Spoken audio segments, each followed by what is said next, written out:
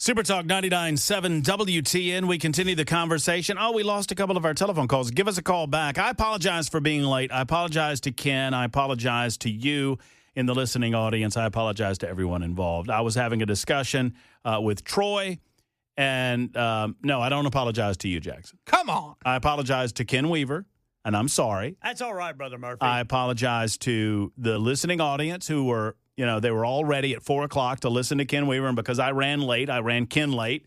And then probably there are people going, what's going on with Ken Weaver? Why is Ken Weaver's news not right now? What's Ken doing? Is Ken off, gallivanting somewhere? And it was all my fault. My fault. So I take full responsibility, and I'm sorry. But I was enjoying the dialogue with Troy, who hung up. So we did not hang up on Troy. Troy left us. But Troy, I will suspend rule number 1, and you're welcome to call back if you so desire. I want to clean a couple of things up. We're talking about TSU, Tennessee State University, and the event that happened earlier this week with Cam Higbee and his group, Fearless Debates. And they had been on the campus. They had been on a couple of college campuses. One was Clemson, the other. There were like 4 of them, and I'm missing some. But I know Clemson and UT Knoxville were 2 of them. And there were at least 2 others. And then they got to Tennessee State, and they go on campus. They just set up a folding table, and they have a couple of signs. One of their signs said, deport all illegals now, and the other sign said DEI should be illegal. And then they encourage dialogue in the spirit of the manner in which Charlie Kirk did so for so many years. And they were removed from campus after faculty and staff realized what they were doing. I just want to clarify in a couple of ways. Number one, the campus setting is an open space, and it is open to everyone. But that does not mean that campus police and others cannot ask you what business you have there and tell you to leave. I don't take exception, and I just want to be clear here. If Tennessee State University wanted to make a decision to tell these fellows to leave, that's their decision to make. Now, I can disagree with it, and the lawmakers that funded them can disagree with it, and we can question their policies and all of that. But if it is a part of their policy, what Tennessee State University can't do is remove them because of the color of their skin. And I would suggest that had a lot to do with this. I don't know that, but I'm using the brain that God gave me. I do not believe had these 2 young men had a different position on these issues. I mean, I could come up with some what-if scenarios. If they had said that we agree with DEI policy and we need to support all illegal aliens, would they have been booted off campus? If their political positions had been different, in other words. I don't know. I have a hard time believing that the reaction that they received from the assembled individuals would have been the same. But we don't know. Point is, I'm not suggesting that TSU did not have the opportunity to make this decision on their own.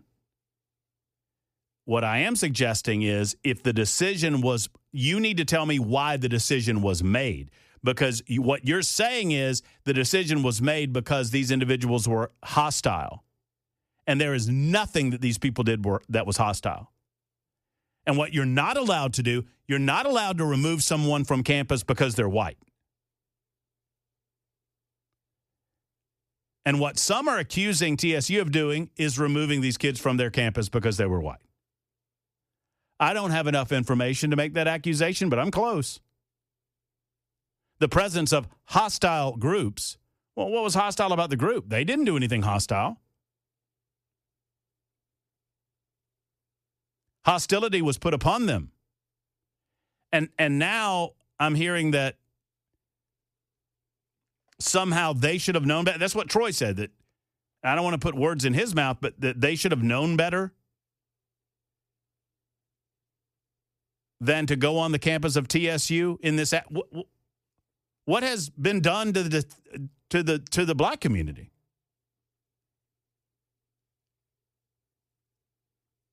And Charlie Kirk might have had positions that many within the black community disagreed with, but Charlie Kirk, despite what you might have heard, was not anti-black. He was pro-freedom and pro-American. So I want to know why TSU made the decision to initially lie in their public statement, and then I want to know why they doubled down on that regarding the group itself, claiming that the group was, quote-unquote, hostile. And if you are suggesting that different points of view inherently are hostile, then I would suggest that maybe this is illustrative of the problems that the campus has to begin with. Now, once again, we've not heard directly from, and I'll just remind you, as I said last hour, I have friends that have told me that Dwayne Tucker's a good guy and he's trying to fix it. Well, I'd love to hear from the president of this university. I would love to talk to Dwayne Tucker, President Tucker, about this and see what he has to say. I'd love to talk to you as well. 615-737-9986. Who's been home the longest there, Jackson? Just give me a line number, 1, 2, 3, or 4. Where do I need to go? To Rob? Line 4? Rob, you are next on the Matt Murphy Show. Thank you for calling, sir. Matt, thanks for taking my call. Of course. I just want to say Mr. Troy was perfectly right.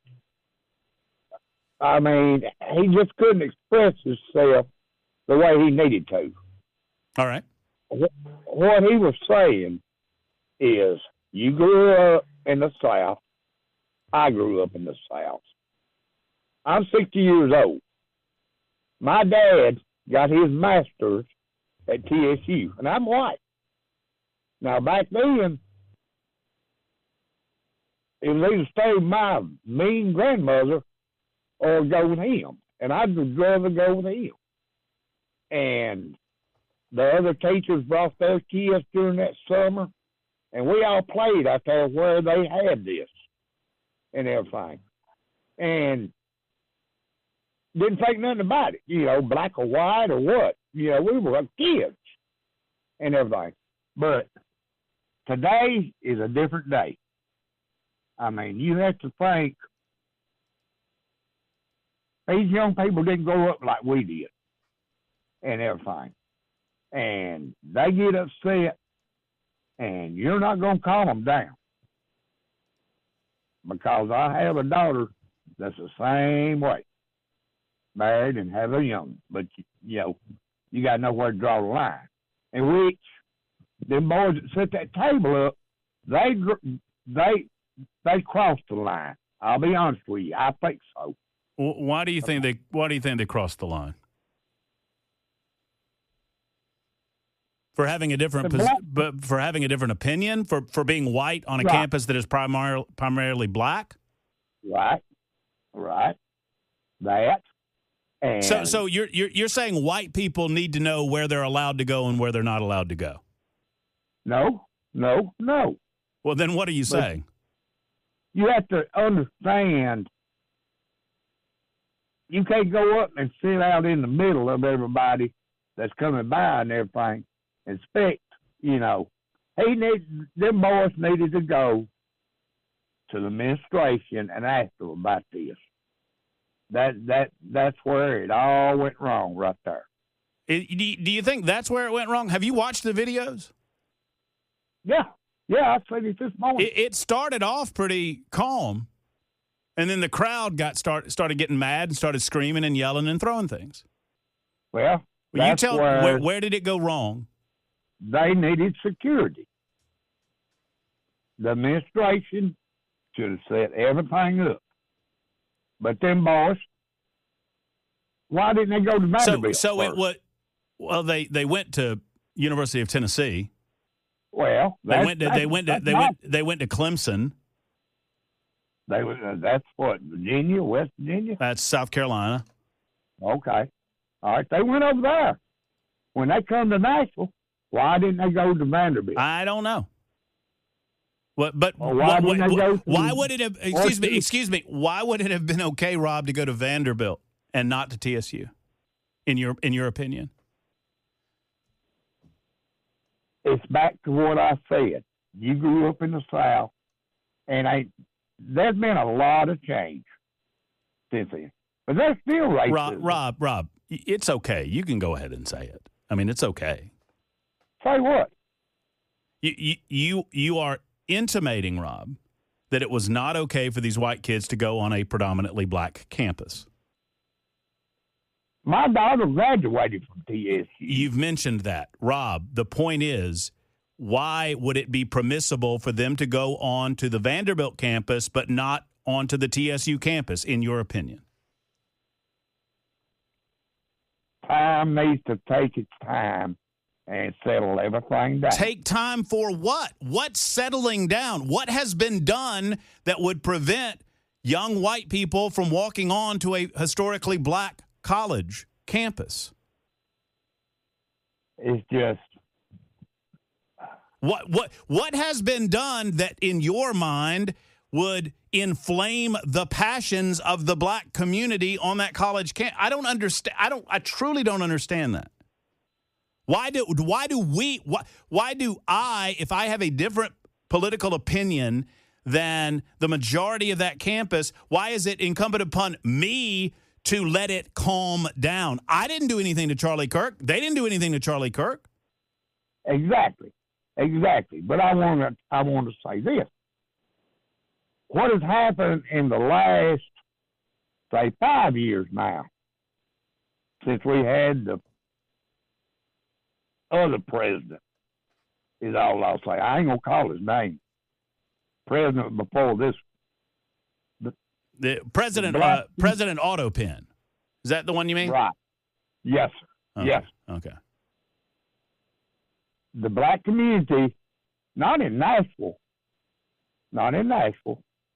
but over the country, in these big cities, have got away with murder.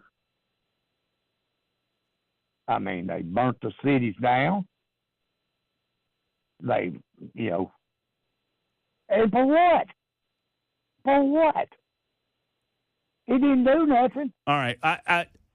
Rob, I hear your take. I appreciate your take. I've got to take a break, and I want to be on time, or at least relatively on time.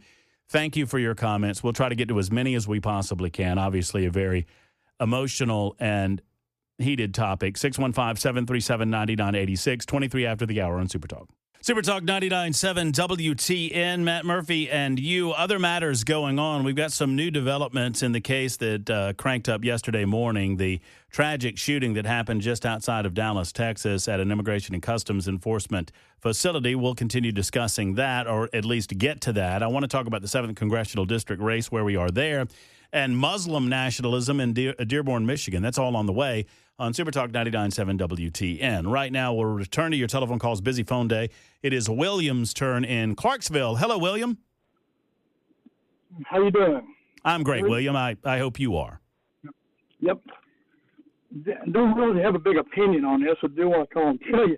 Yeah, I went to historically black college, and I graduated there in 1980. And then when I came down there to Tennessee, I went down to TSU, and I went to TSU for one day and quit. They got an admin problem down there, as we know. I don't know how long y'all been around here. They also had a bad crime problem. Used to have that in the dorms and on the campus. And like one of y'all said, you'd park down there and walked on the campus, just wide open. Anybody can come in and do anything there. Yeah, somebody said on the, I don't know if you have access to the chat over here. I was looking at the chat a minute ago, and someone said on the chat that TSU is located in the largest, the biggest crime zip code in Nashville.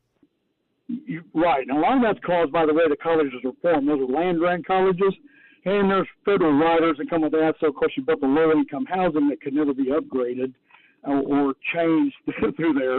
And then all the business stuff are just wedged right in there with it. So I still drive past it once a week.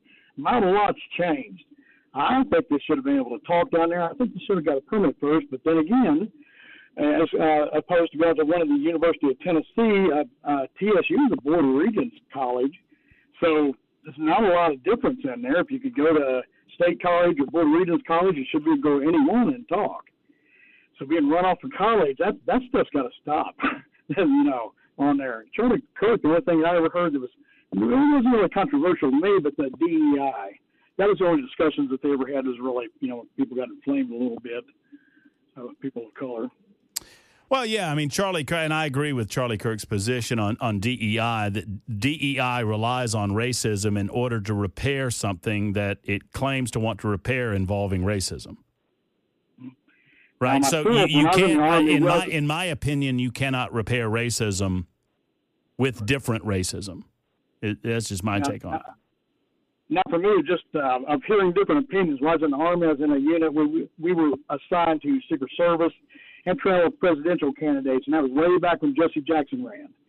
So I was on detail with Jesse Jackson, and I've been to Louis Farrakhan speeches. And I've heard Louis Farrakhan speak for an hour and a half. It's worth hearing. I don't agree with him, but it's worth hearing the viewpoint. And that's where I'm at on this. You got to hear those different viewpoints being ran off, and this is ran off of campus. We can't do this. Can't have this, especially on a college campus. Should be open to ideas. That's my opinion. William, I appreciate your opinion very much. Thank you for making the call. I'm going to try to get to the news on time here. TB writes, come on, Matt, you're trying to string people along who are making valid points until you can find something you disagree with. Not true. I'm not here to disagree with people. The obvious point is this. The black population at large did not like Charlie Kirk's stance about DEI and affirmative action for black people in the workplace and the academic world. So a rational person would conclude that in the relatively immediate aftermath of the assassination, it might not be a good idea to go on the HBCU campus to debate DEI without security or without prior approval. Why can't you grasp that? You're welcome to call me, and I'll explain why I disagree with a number of those points. It is the bottom of the hour on Super Talk. All right, real quick, before we get back to telephone calls, 615-737-9996. It's a lively discussion. Jackson, why are you so grumpy? Ken? Where's Ken? Yes, sir. Ken Jackson's grumpy. What's wrong? What's wrong, Brother Jackson? I'm not grumpy. He is. He's grumpy. You hear how he said that? It's because you assume I'm grumpy. Well, I feel like you're grumpy. Are you grumpy? No. You're grumpy. You can. Had a great day. I got a new hat. It's okay. You can say why you're grumpy. Great day. Yeah, I feel like you think Jackson told me during the break. I'm just going to tell on him. Jackson told me during the break. I said, "What's wrong?" He said, "Man, this show's heavy." Heavy. That's what he said. He said it's heavy. I was like, it can't all be sunshine and lollipops there, Jackson. Sometimes they get heavy. And I said, I love this conversation. I love this back and forth. I love this exchange. This is what it's all about. This is what it's all about, friends. And I love it. And I don't pretend that anybody's right and anybody's wrong. Unless you disagree with me, then you're wrong. Anyway, so what's your hat say, Jackson? Floribama. Ken. What? Ken Weaver. Have you ever been to the Floribama? No. Oh, my Oh, goodness Ken Weaver needs to be at the Floribama.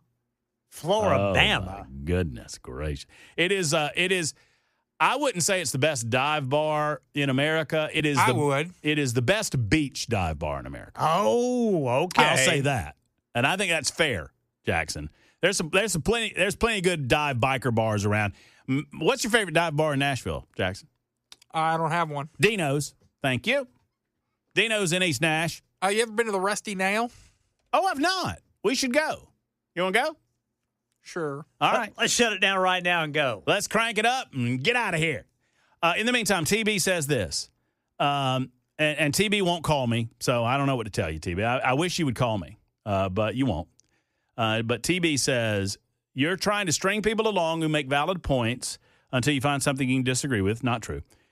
The obvious point is this. The black population at large did not like Charlie Kirk's stance about DEI and the affirmative action allowances for black people in the workplace and in the academic world. So a rational person would conclude that in a relatively immediate aftermath of the assassination, it might not be a good idea to go on an HBCU campus to debate DUI without security and without approval from the university to hold an event like Charlie used to do. You seriously can't or won't grasp that point. No, here's the counterpoint that I would make. I grasp the point just fine.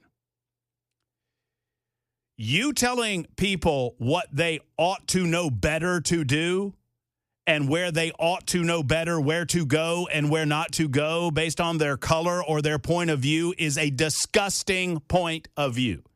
And the suggestion is that groups of people, based on their political affiliation or the color of their skin, can't manage their emotions enough not to engage in some sort of illegal activity as a result of your presence?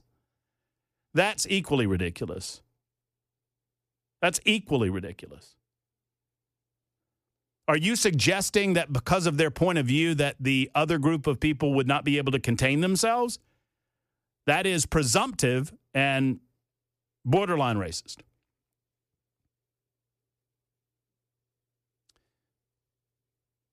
Oh, and TB called, but he said the line's busy. Well, that might be true. So give us a call in a minute. I'm not besmirching you, dude.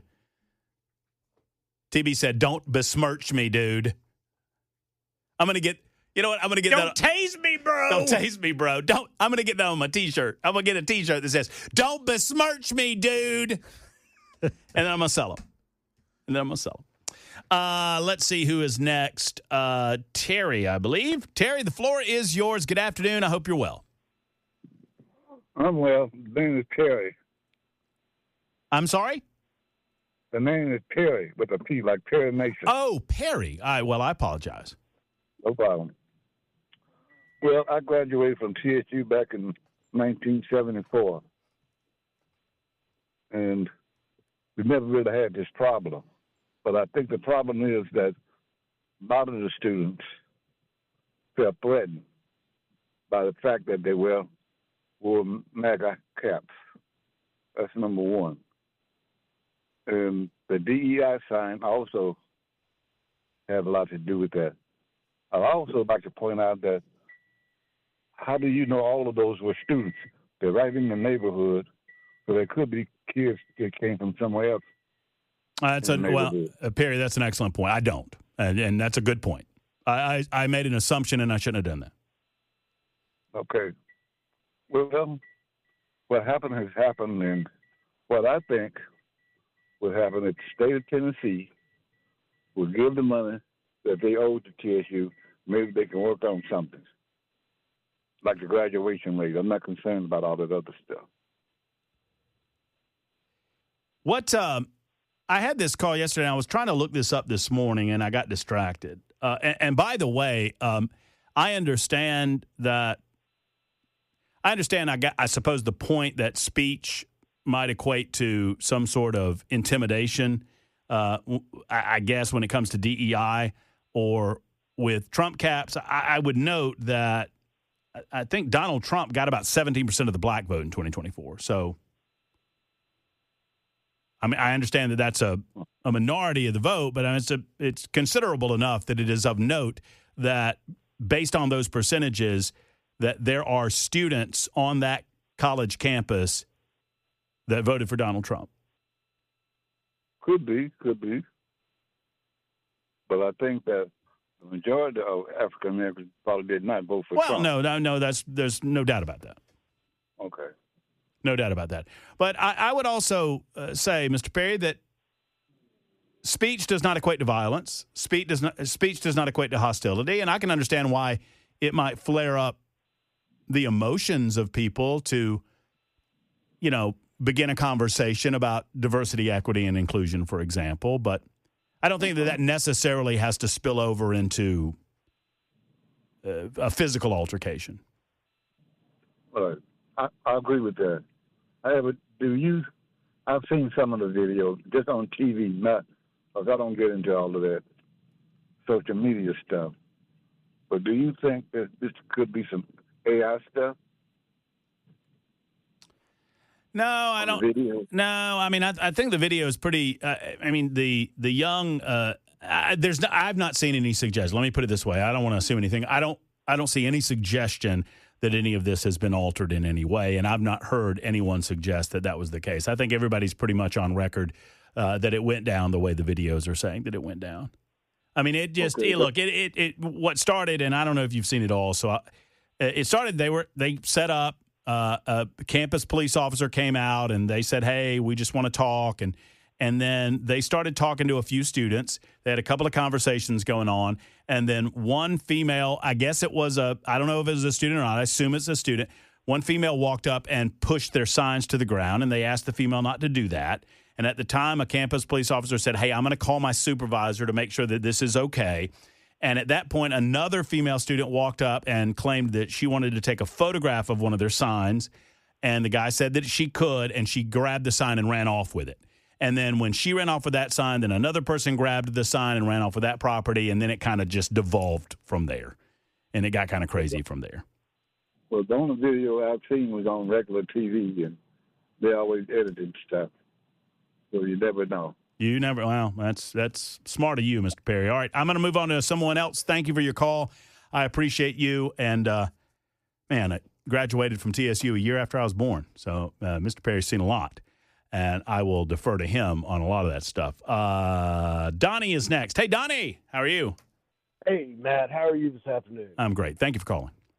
Good. I'd also wanted to address, William mentioned this earlier. I work for a local family company, operated company, that has been in Nashville for 50 years, almost 50 years. And we used to do a lot of work at TSU until the administration became so aggressively hostile to us that we just had to start refusing to go out there.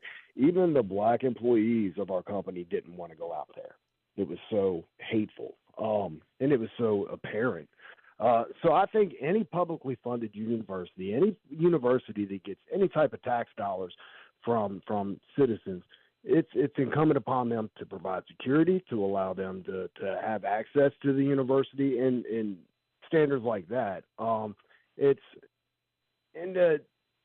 For the student body to be so aggressively hateful. I mean, it's, there's a saying that goes, when you've been treated as victims your entire life, then equality seems like oppression. And I think that's what we're seeing with the revisionist history movement we've seen over the last 20, 25, 30 years of, the secular progressive academia rewriting history and attributing human achievement to people that you really can't give that achievement to. I mean, I think this is what we get. And then you've got the mainstream Democrat media that is just propagandizing generations, two generations. I'm Generation X, and we didn't deal with this racism growing up. I mean, I had black girlfriends, I had black roommates, black friends, and other races, of course. And this was just never even a concept to us. I mean, you're talking, what, 15 years ago, 20 years ago? What are you talking about? Yeah. Going through high school, I'm 49 now. So, yeah, all through my 20s and 30s. Yeah, I felt, and it's funny, I felt I feel like we are more divided now than we were 20 years ago in terms of our conversations about race. I think we can attribute that to 2008 and from 2008 to 2015. That is a lot of the cause of the division. When you have a first lady that gets up and says, this is the first time in her life she can be proud of the United States of America, and they go on an apology tour, and then just Easter Christian holidays come out and lambaste citizens, refer to them as bitter clingers, clinging to their Bibles and their guns. I mean, this is the climate that you're going to create.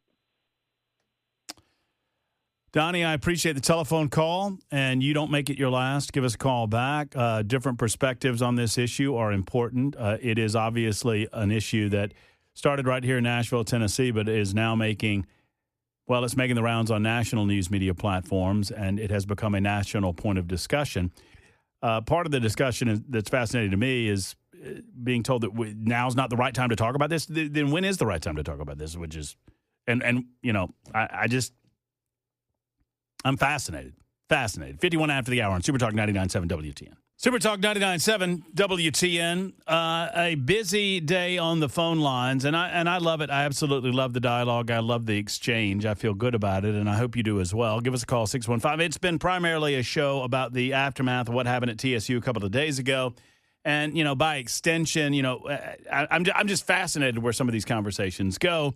And I allow you to veer us in this direction or that direction. That's what I love about doing this job. This is what I love about you. That's what I love about this big family. And I thank you for being a part of it. All I can tell you, because several people are like, I can't get in. All I can tell you is full bank calls, when you hear me hang up with somebody, that's your shot to jump in there. 615-737-9986. Have it on speed dial. Boom. Yeah, have it already dialed and then push it. Boop. Boop. That's right. Just boop. Or just dial up 615-737-9986 and then put that on your favorites. Ah, yeah. And then you just pop 2 buttons, boom, boom. You don't have to do all that, the number popping. Put it right there on your favorites. And then you can call us anytime you want, for any reason you want, and we can talk. Just if you're feeling lonely. I mean, Jackson does that all the time to me. 11 o'clock, 11:30 at night. Hey, Murph, what are you doing? I'm sleeping, Jackson. What are you doing? Playing video games. That's how that goes. I'm going to start calling you at 3 a.m. That's okay. That's okay. I'm here for you, Jackson, anytime you need me. When your snuggle buddy's not doing what your snuggle buddy should do. Did you lose the snuggle buddy now that your folks are home? The dog? Yeah. Yes. Oh. That was your friend, right? Dano? Yeah, keeping you warm. He Hot. Little definitely heaters, kept man. me warm. Little heaters, man. This dog's a furnace. Stephen, D'Angelo, Barbara, Bruce, Elliot, and Steve. Not necessarily in that order. We'll get back to calls momentarily. We'll break for Nincompoops in the News coming up at 5:38 or so today. Plus, I'll give you an update on the Dallas ICE facility shooting. That is coming up next on Super Talk 99.7 WTN. Time for the news.